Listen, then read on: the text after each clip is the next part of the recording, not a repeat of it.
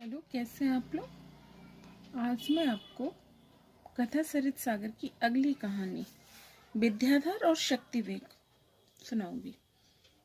चलिए शुरू करें। सवेरा होने पर सत्यव्रत शक्तिदेव के पास पहुंच गया और कहा समुद्र में रत्नकूट नाम का एक द्वीप है। आषाढ़ महीने की शुक्ल पक्ष में वहां द्वादशी का मेला लगता है। उसमें सब देश के लोग आते हैं। वहां जाने पर कनकपुरी का पता चल जाएगा। यह सुनकर शक्तिदेव सत्यव्रत के साथ रत्नकूट की तरफ चल दिया। जहाज के कुछ दूर जाने के बाद दूर उन्हें एक विशाल वृक्ष दिखाई दिया।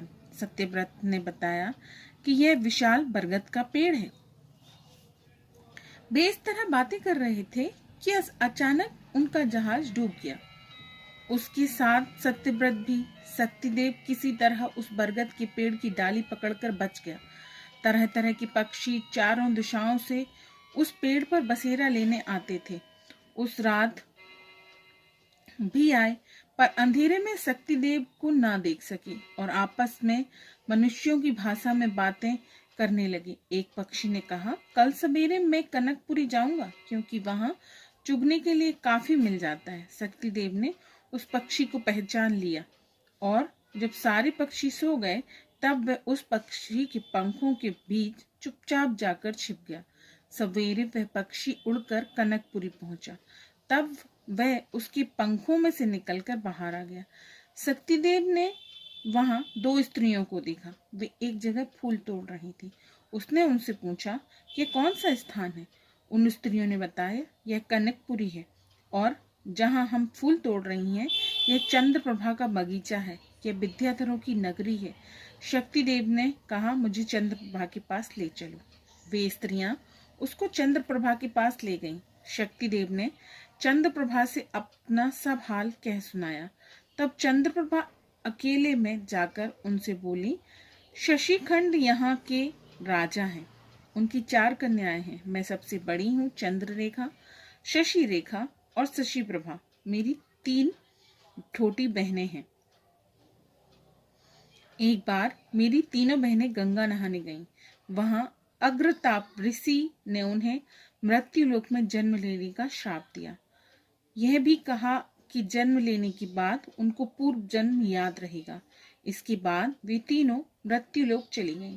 तब मेरे पिता ने यहाँ का राज्य मुझे सौंपकर वहां जाने का निश्चय किया। तब से मैं ही यहाँ की देखभाल करती हूँ।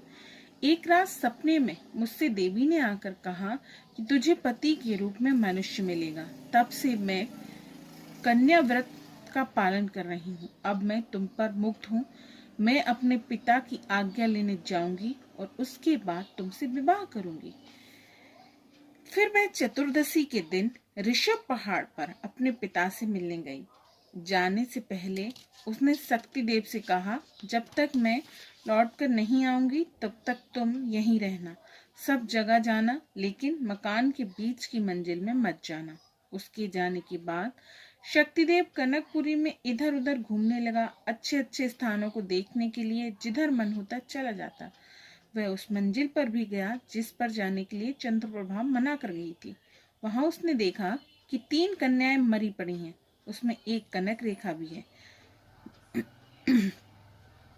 वहां उसने देखा कनक रेखा भी है। वह वहां से निकल आया और एक सरोवर के किनारे गया। वहां एक घोड़ा खड़ा था।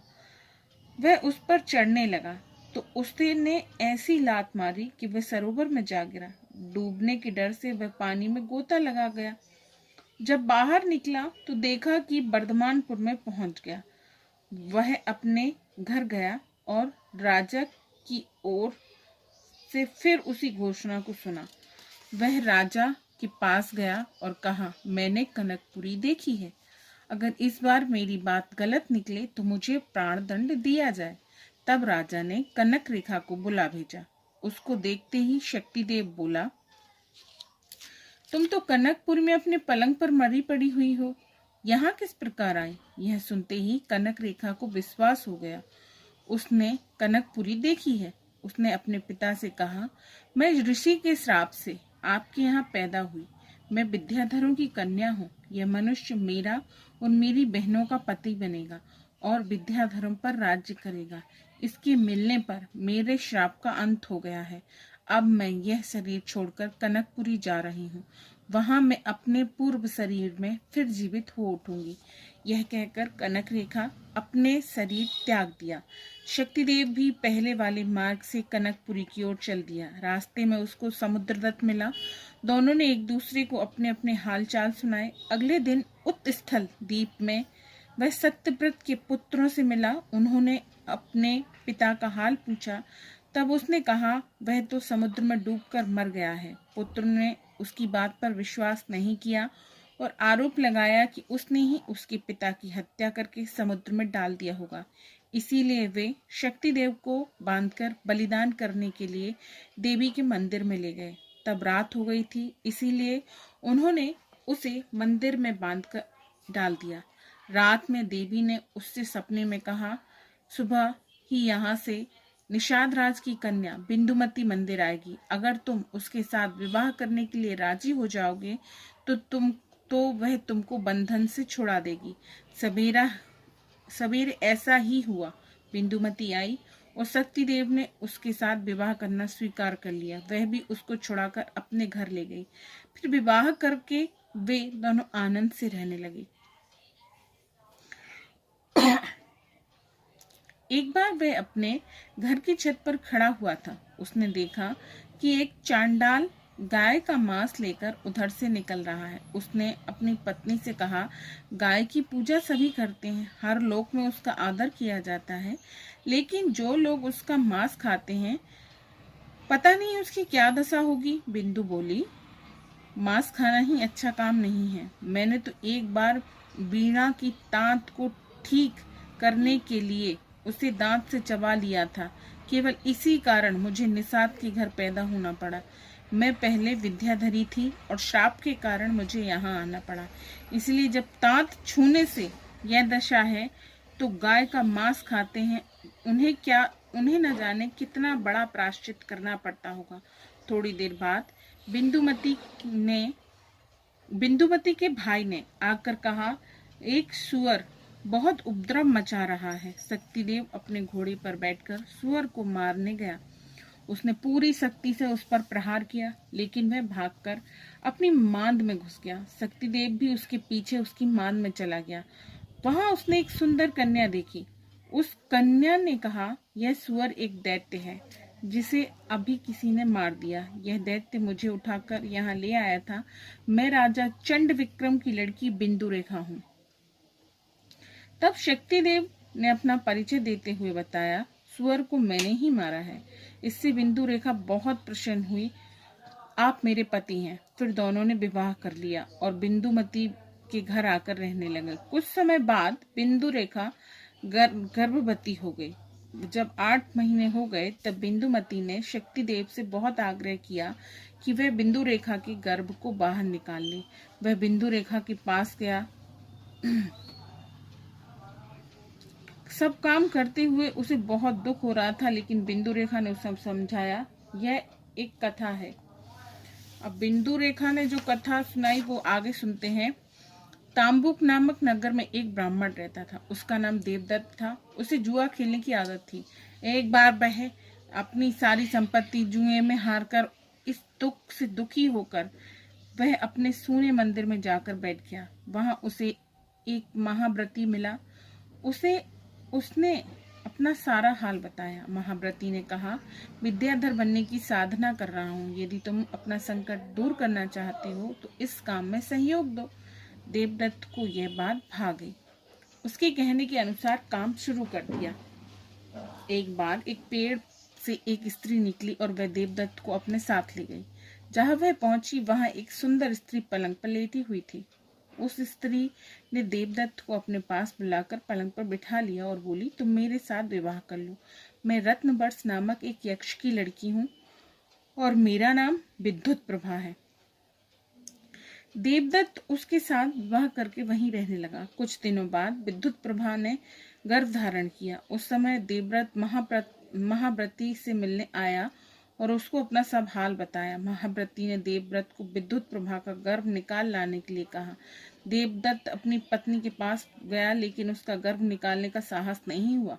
तब विद्युत प्रभा ने अपना गर्भ स्वयं निकालकर देवव्रत को दे दिया। फिर वह बोली, गर्भ निकालने से मैं श्राप मुक्त हो गई, और वह अंतर ध्यान हो गई। देवदत्त गर्भ लेकर महाव्रती के पास गया। महाव्रती ने गर्भ अपने पास रख लिया और देवव्रत को भैरव की पूजा करने के लिए दूर जाने की आज्ञा दी।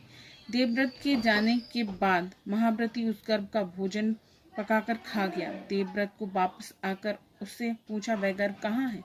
महाव्रती ने कहा, उसे मैं खा गया। देवव्रत देखते ही देखते उस गर्भ के प्रभाव से महाव्रती विद्याधर बन गया, आकाश में चला गया। देवव्रत को महाव्रती पर बड़ा क्रोध आया और उसको दंड देने के लिए उसने बेताल की पूजा शुरू की। जब बेताल उसका इष्ट हो गया तो उसके कहने पर बेताल उसको महाव्रती के पास ले गया। बेताल ने महाव्रती को खूब पीटा। देवव्रत ने बेताल को आज्ञा दी, इसे यहाँ से धरती पर ले जाओ। तब पार्वती जी ने प्रकट होकर कहा, देवव्रत, मैं तुमको विद्याधरों का राजा बनाती हूँ। इस प्रकार महाव्रती धरती पर आ गया और उसकी सिद्धि नष्ट हो गई। देवव्रत आकाश में रहकर विद्याधरों का राजा बन गया। यह कहानी सुनाने के बाद बिंदु रेखा ने शक्तिदेव से कहा, तुम चिंता मत करो, इससे कोई अच्छा फल ही निकलेगा। शक्तिदेव ने उसका गर्भ निकाल जब हाथ में आती उसने उसे एक तलवार का रूप धारण कर लिया। उस तलवार को पाते ही शक्तिदेव विद्याधर बन गया और बिंदु रेखा गायब हो गई। इसके बाद बिंदुमती ने शक्तिदेव से कहा, बिंदु रेखा और कनक रेखा मेरी बहनें हैं। तुम्हारे प्रभाव से उन दोनों का श्राप दूर हो गया। अब मेरा श्राप भी छूट गया, इसीलिए अब मैं यह शरीर छोड़कर अपने वास्तविक शरीर में प्रवेश कर रही हूँ। तुम इस तलवार के प्रभाव से कनकपुरी पहुंच सकते हो। हमारी बड़ी बहन चंद्रप्रभा भी तुमको वहीं मिलेगी। यह कहकर बिंदुमती अपना शरीर छोड़ दिया। शक्तिदेव भी उस तलवार को हाथ में लेकर कनकपुरी पहुंचा। वहां उसका बहुत सत्कार किया गया और राजा ने अपनी चारों कन्याओं का विवाह उसके साथ कर दिया। दहेज में अपना राज्य दे दिया। कुछ दिन बाद विद्याधरों की सभी विद्याएं भी सिखा दी। उसका नाम शक्ति बेग रख दिया। साथ ही उसने शक्ति बेग को कभी पराजित न होने का वरदान दिया और कहा, केवल उदयन का पुत्र नरवाहन दत्त ही तुम्हारा राजा बनेगा। उसके प्रति तुम सदा विनयशील बनकर रहना। और तब से शक्ति बेग अपनी चारों पत्नियों के साथ कनकपुरी में राज्य करने लगा। इतनी कथा सुनाने के बाद वह विद्याधर बोला, हे राजा उदयन, मेरा ही नाम शक्ति बेग है। मैं अपने स्वामी आपके पुत्र के दर्शन से धन्य हो उठा। यह कहकर वह वहां से आकाश की ओर चला गया। Thank you for watching.